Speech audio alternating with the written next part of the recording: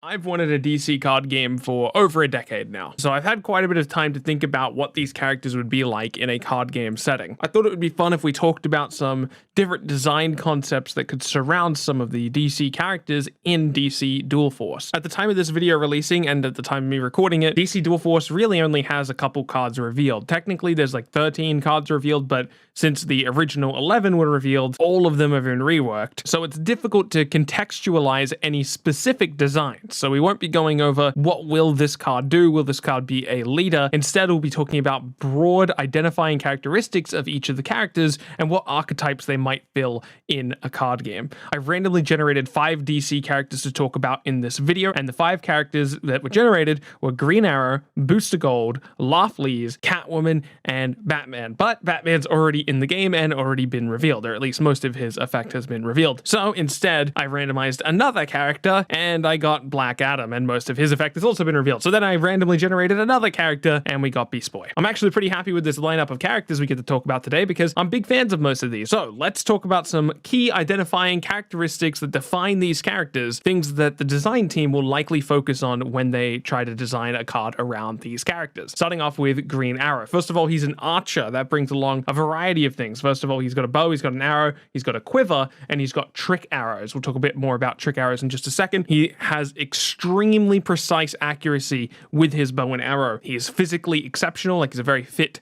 character. He's a comedic and charismatic character. These are all things that might contribute to his design. I've also added that he's got a strong connection with Black Canary, so perhaps maybe Black Canary and Green Arrow could synergize with each other in some way, directly call out each other in their text, but we won't explore that idea here just because we're not going to be talking about Black Canary in this video. But in the past, they haven't shied away from referencing specific characters in other characters' text. The old Punchline that was revealed all the way back in 2021, that version of Punchline featured the Joker in her text, so at least all the way back in 2021, they didn't mind referencing characters in each other's text. That might have changed between now and then, but I thought I'd mention it. My first thoughts when looking at an archer character is like a ping damage system. Simple stuff like deploy, deal damage to X type of character. A more intricate design for an archer character could be something to do with discarding to try to emulate that ammunition style, right? You only have so many arrows in your quiver, so perhaps the cards in your hands could effectively be that quiver. As we mentioned before, Oliver also uses a lot of trick arrows, so that opens up a wide range of design options for Oliver. You could explore ideas of Green Arrow perhaps having multiple different effects based on the variety of trick arrows.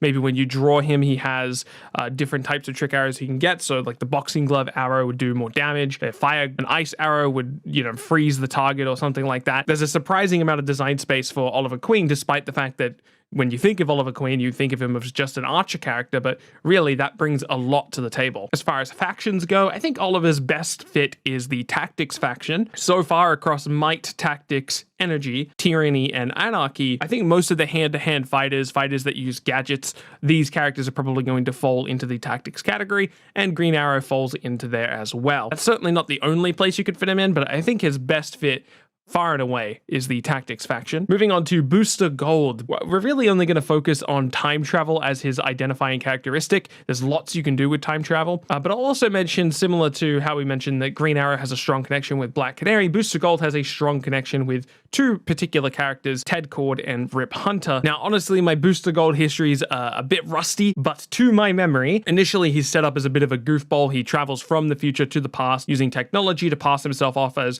some type of superhero, even though he's not that super, but he ends up being very important to maintaining the correct timeline. Time travel is a fantastic identifying feature of a character to focus on when designing a character for a card game. There's lots of different ways that you could take time travel. Time travel could be as simple as, say, something like card draw. Maybe Booster Gold has the ability to draw cards, but we also know DC Dual Force has a card upgrade system. Perhaps maybe Booster Gold lets you upgrade cards faster because he's traveling into the future. He can take one card that's maybe at the bronze category right now, and we can travel into the future and we can get access to the silver version of the card. Maybe you could even reward Booster Gold for being played earlier or later in the game. Like, let's say he has the text, if this is turn 1, give me additional stats or something like that. Here's an idea. What if he levels up in reverse? So what if he starts off gold, he's a gold tier card, and when you play him, you downgrade him to silver. So he starts off with much higher stats than the other cards that you can expect to be playing on the first couple turns, but he progressively gets worse as the game goes on. Obviously, the specific numbers would need to be ironed out, but there's an idea there where Booster Gold is effectively traveling in the wrong direction of time. Seems fitting for his character,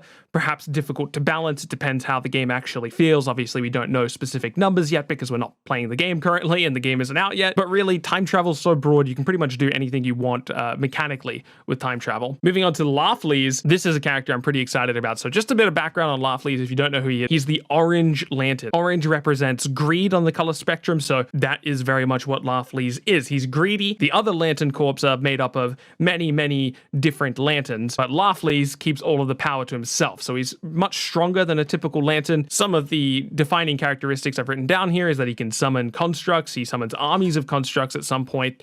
He'll fight off entire armies all on his own. He absorbs the souls of his enemies sometimes, which is kind of weird, but it's a thing he does. As I mentioned before, he's stronger than a regular lantern. And really, I think by far and away, the best fit for Laughley's is some type of self-scaling character. Now, I don't know what examples I've put on the screen because I'm going to be doing that post-editing, but I've shown you some examples of cards that scale themselves in other card games, and I think this is probably the design space you want to explore with Laughley's, but I think it would also be cool if he rewards you for being alone on the battlefield. So maybe he scales if at the end of your turn, this is the only card in play, gain certain number of stats. Obviously, the numbers aren't particularly important because we don't know contextually how big the numbers are supposed to be in Dual Force, but let's say 2/2 is like the average stat line of a bronze card. That's probably not the case. It's probably a little bit higher than that, but let's say it's 2/2, and let's say Laughley's is a 1/1 instead, and he reads, at the end of turn, if this is the only unit you control, or the only recruit you control, gain +2/+2. So he would scale the longer you keep him on the board and protect him, and that would reward you for playing Laughley's alongside cards like Super Strength to buff up your Laughley's. Obviously, the specific details, there's a lot of different directions you can go, but holistically, as a broad overview, I think Laughley should absolutely be a character that somehow scales on his own, buffs himself up somehow. Or maybe there's some softer way of encouraging just keeping Laughley's on the board on his own. Maybe he buffs himself whenever you play action cards. So action cards are cards that don't stay on the board, so they're not recruits, they don't get played onto the board. So indirectly, if you play actions while Laughley's is in play, you're not putting more recruits on the board, which means he's rewarding himself because he's being greedy. He's getting more of the power as you play action cards. I actually kind of like that. The more I think of it, maybe there's some space there. Moving on to Catwoman, I think a lot of people will jump to her being a thief as the first design point that you want to mention. Obviously, she's a world-class thief, so perhaps she should steal cards or something like that. But really, there's quite a few characteristics you could lean into for Catwoman. She has her own whip, so perhaps maybe she can reach attacking units behind other units despite them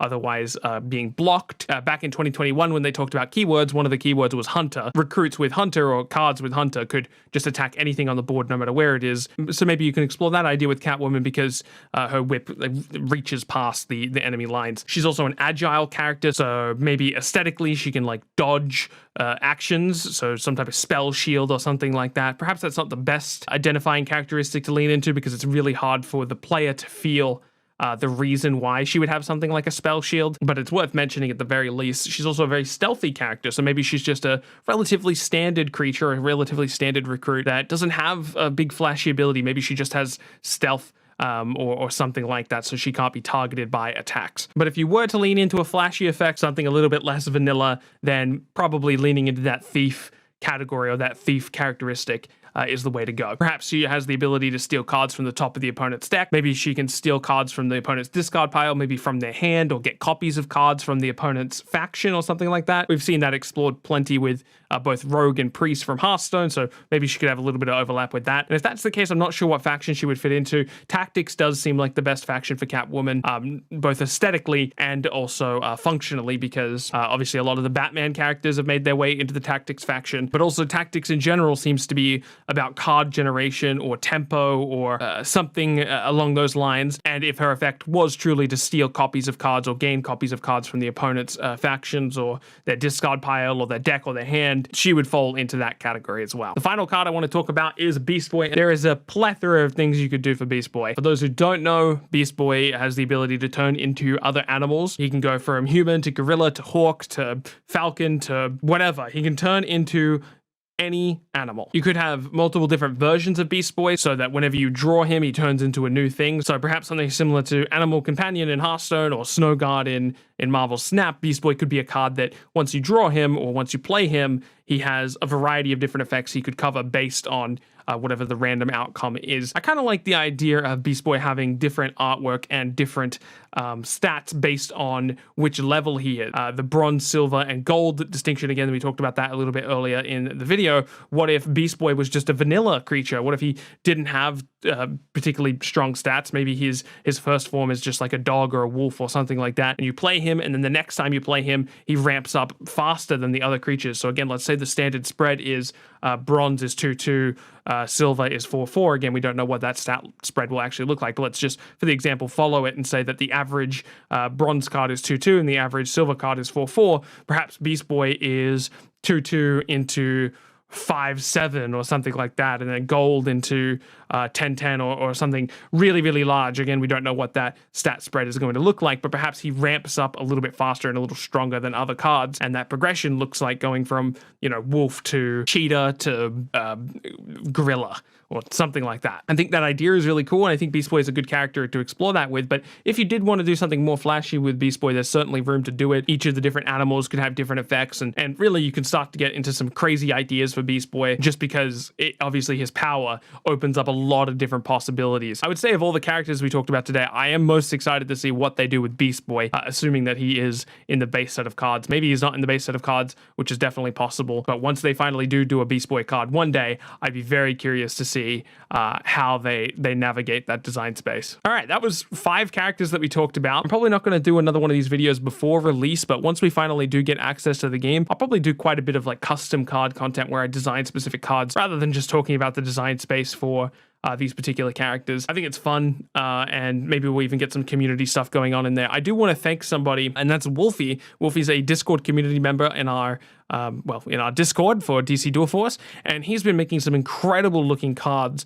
for DC Dual Force. Obviously, these aren't official designs. These aren't going to be in the game, but it's awesome to see someone go through all that effort. Come join us on the DC Dual Force Discord. I'll link it in the description again, but I'm going to sign out here. Keep being awesome, and I'll catch you in the next one.